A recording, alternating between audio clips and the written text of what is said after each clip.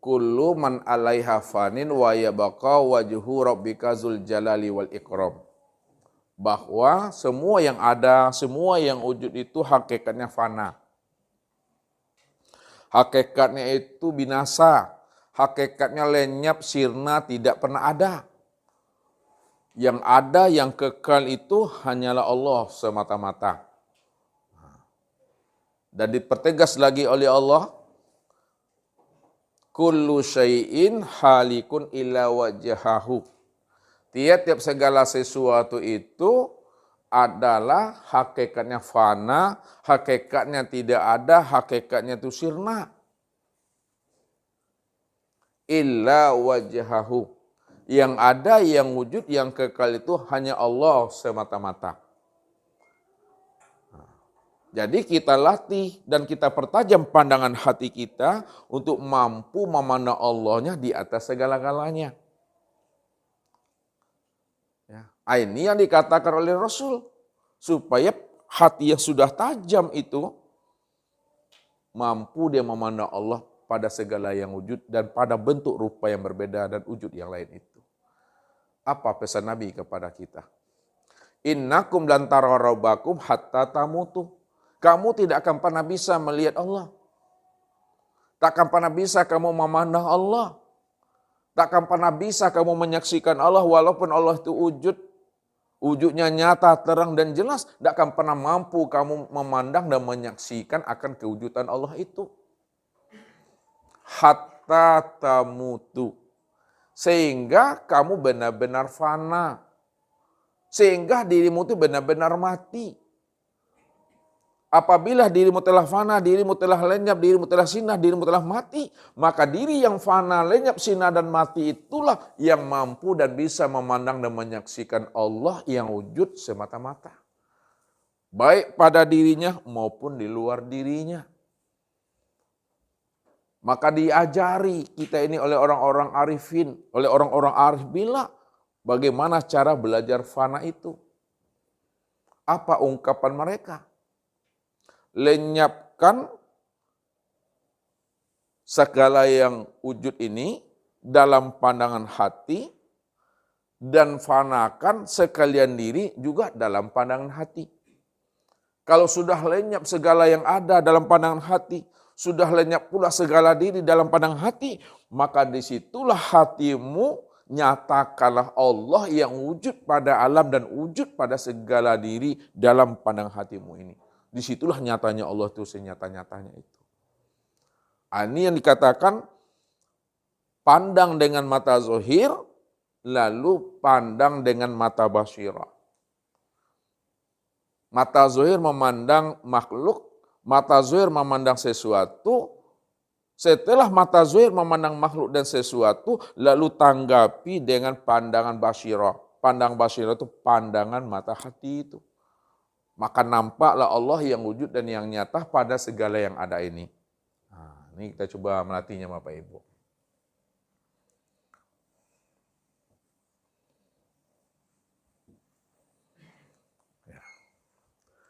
Bahwa diri kita ini terdiri daripada tubuh,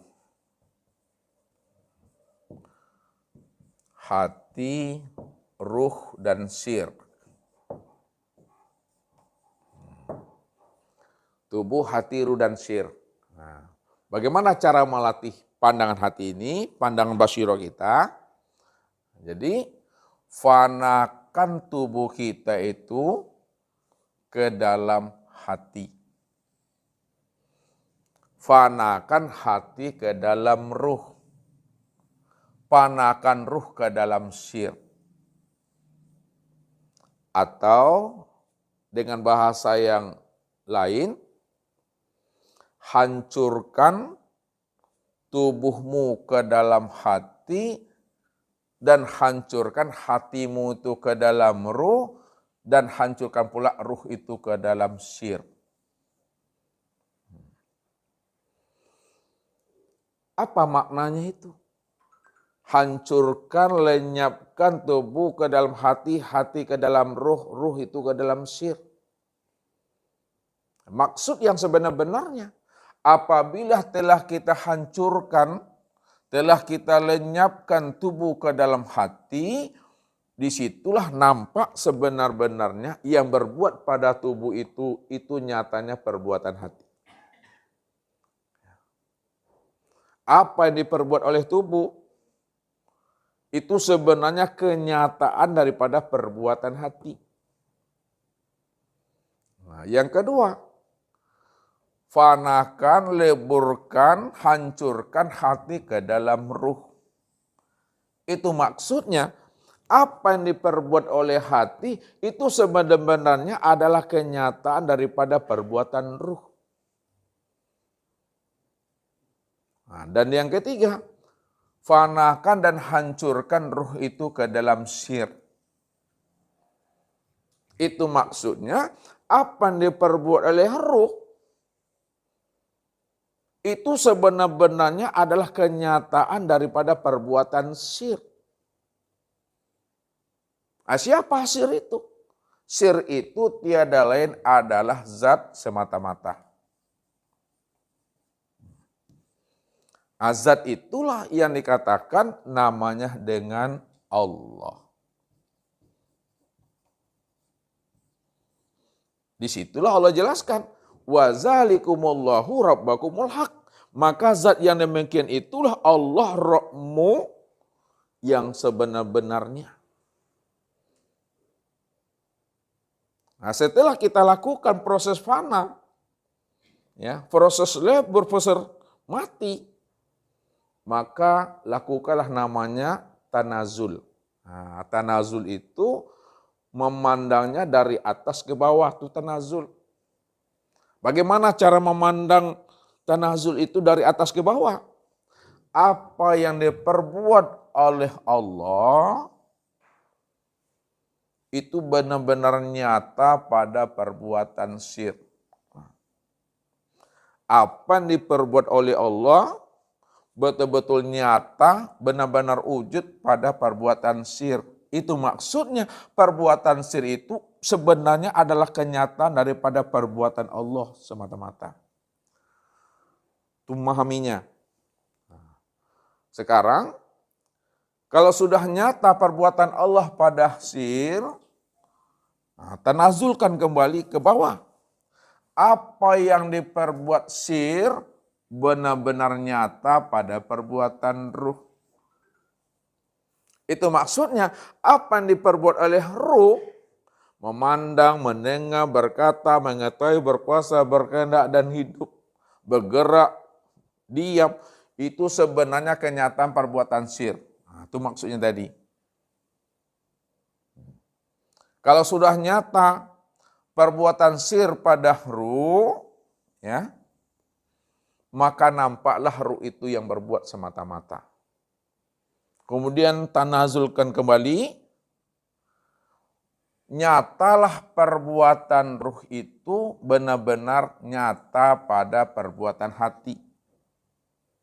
Itu maksudnya apa yang diperbuat oleh hati itu sebenarnya kenyataan daripada perbuatan ruh. Perbuatan ruh itu sebenarnya kenyataan nyatanya perbuatan syirk. Perbuatan syirk itu kenyataan perbuatan zat yang bernama Allah.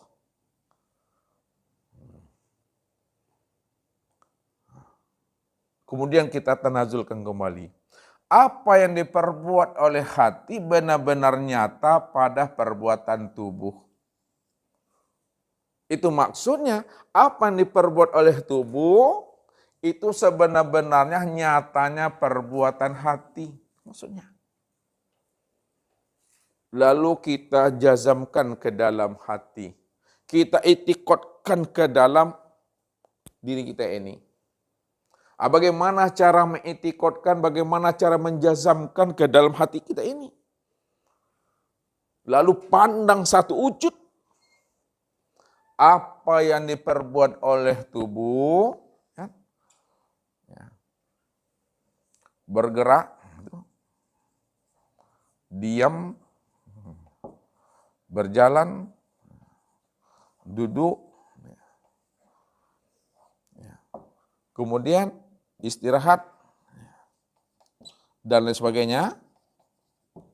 Apa yang diperbuat oleh tubuh, bergerak, diam, ya, berdiri, duduk, istirahat dan sebagainya itu itikutkan ke dalam hati kita, semuanya itu nyatalah perbuatan Allah semata-mata. Inilah yang Allah katakan, wallahu khalaqakum wama ta'malun.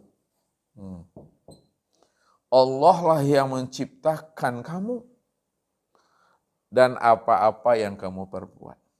Jadi apa-apa yang diperbuat oleh manusia betul-betul nyata pada tubuhnya, baik dari setiap gerak dan diam, berjalan, duduk, istirahat dan sebagainya, itu sebenarnya nyatanya fiilnya Allah semata-mata.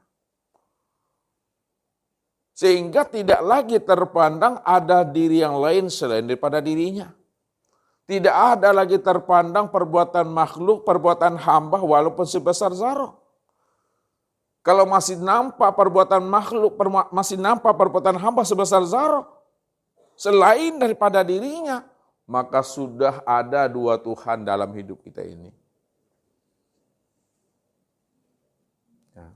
Kalau ada diri yang lain selain dirinya yang bisa memberi bekas, yang berbuat, nyatanya perbuatan makhluk dan hamba, berarti sudah ada dua Tuhan di dalam dirinya. Sudah ada dua Tuhan dalam hidupnya. Sudah ada dua Tuhan di dalam hatinya itu. Padahal Allah lah yang berbuat satu-satunya. Allah lah yang esa dan tunggal dan tidak ada perbuatan yang lain selain daripada dirinya itu. Inilah yang membuat diri kita itu dikatakan diri yang fitrah itu Bapak Ibu.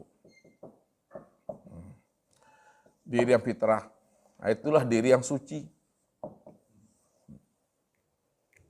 Jadi fitrahnya diri kita, sucinya diri kita itu karena memandang Allahnya. Kalau kita sudah memandang Allah, maka nyatalah fiilnya Allah. Kemana nyatanya fiilnya Allah itu? Nah, inilah fiilnya Allah. Itu nyata pada perbuatan tubuh.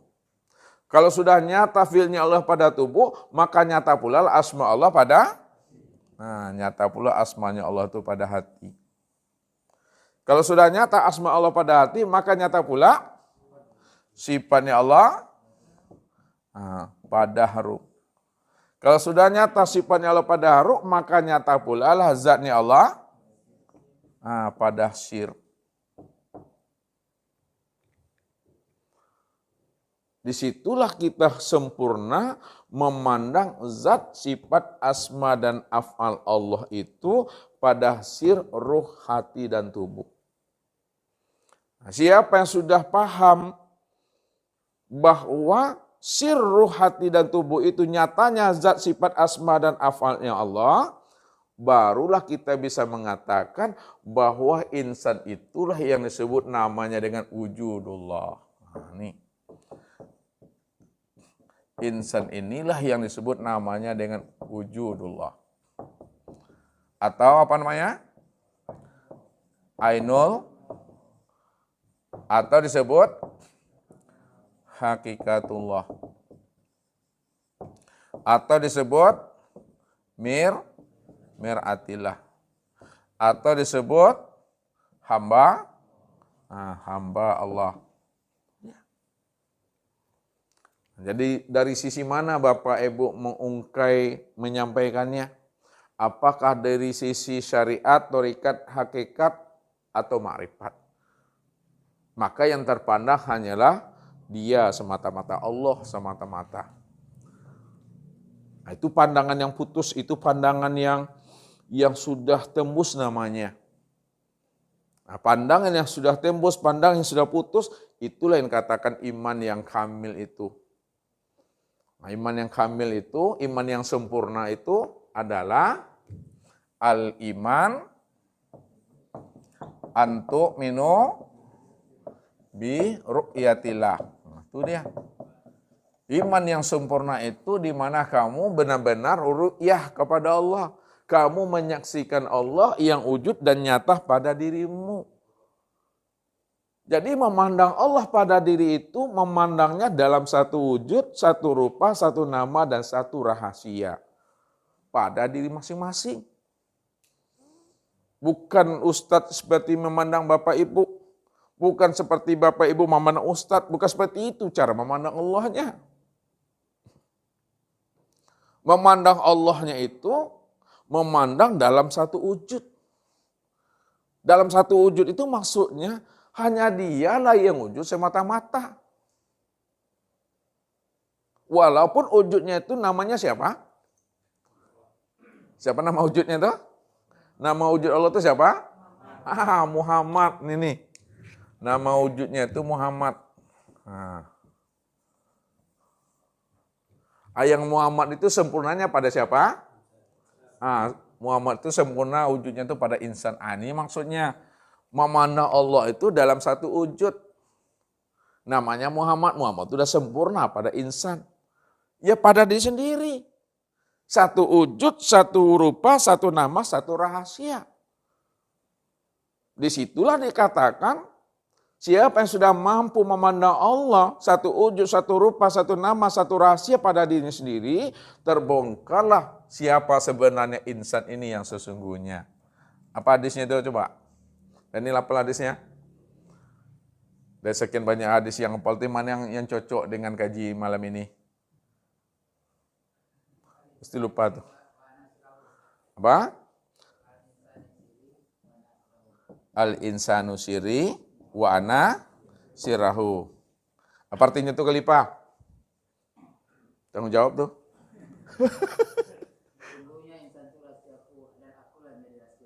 Iya. Insan itu adalah rahasiaku dan akulah rahasia. Itu yang pertama. Yang kedua, apa dalilnya lagi coba? Ada diskusinya. Itu satu dalil. Man arofa nafsahu faqad arofa rabbahu. Ini berkaitan dengan insan, Pak. Itu Adam juga baginya tuh. Ini nih, yang ini juga nih. Ke bawah lagi, yang panjang tuh apa? Alhamdulillah, tuh dia.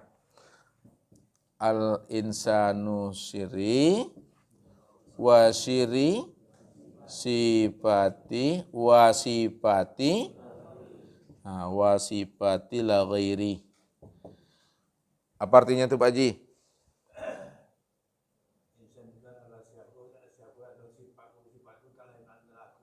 Itu dia. Dua. Yang ketiga dalilnya apa?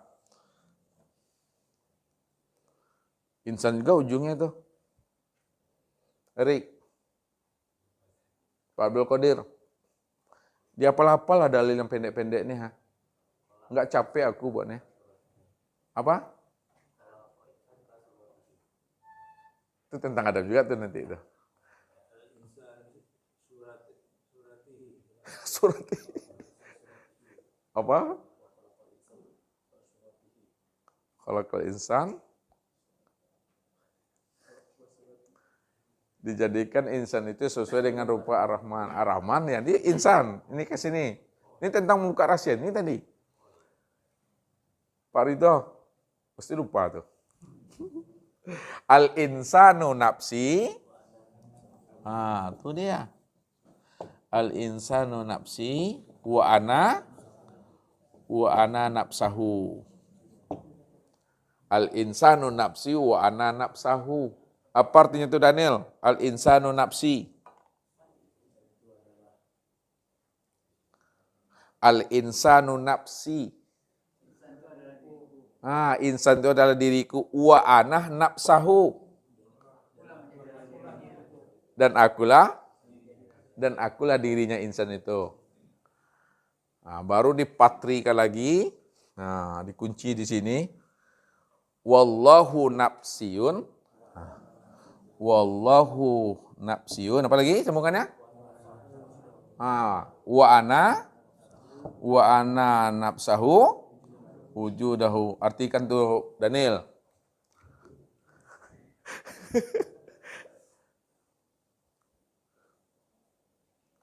Tak dapat gitu doh.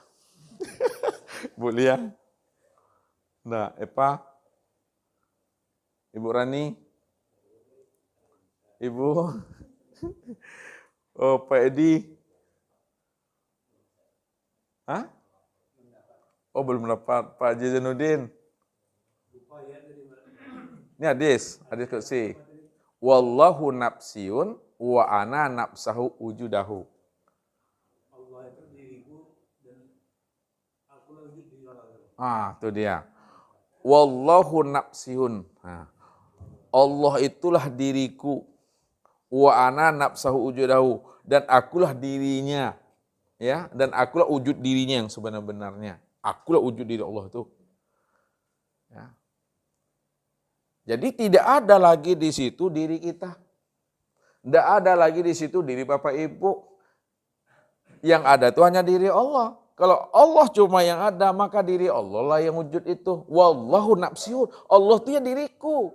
Wa ana nafsahu wujudahu. Dan akulah dirinya yang manusia itu. Itu yang dikatakan ilahin nas itu Tuhan yang manusia. Itu dia. Tidak ada lagi itu. Itu yang sempurna itu. Inilah orang yang sudah mati itu. Ya. Orang yang sudah mati. Jadi kalau sudah mati, maka kesempurnaan mati adalah apa?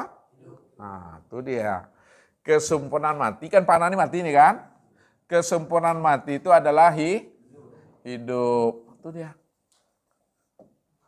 Kesempurnaan tuli, mendengar.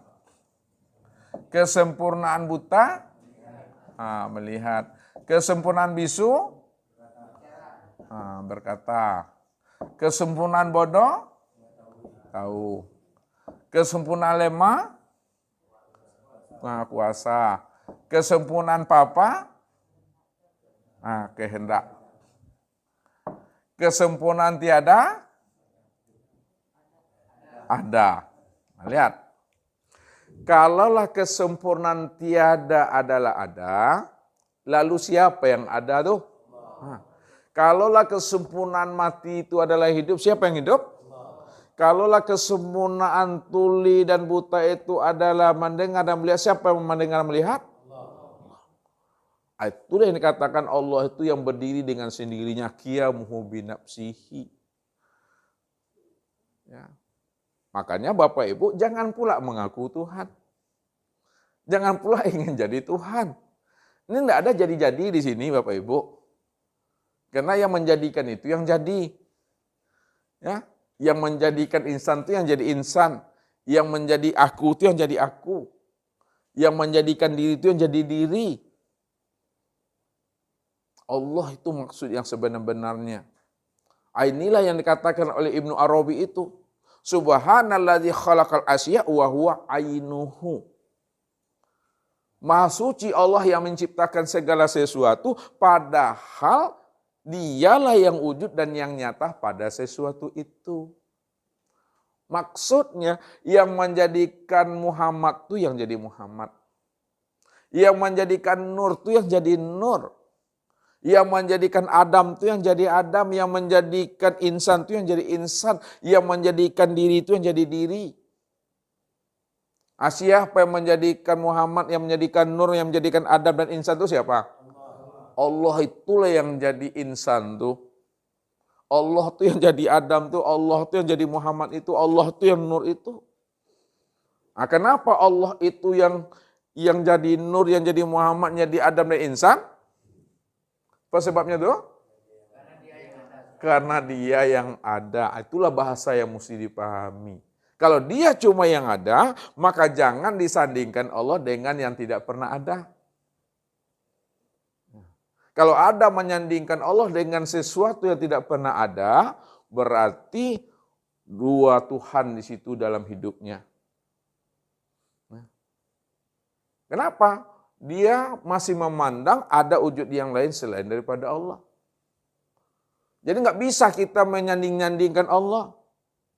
Membanding-bandingkan Allah dengan sesuatu yang tidak pernah ada. Kalau sesuatu tidak pernah ada, bagaimana mungkin kita akan menyandingkan Allah, menyerupakan Allah dengan yang tidak pernah ada? Karena dia cuma yang ada.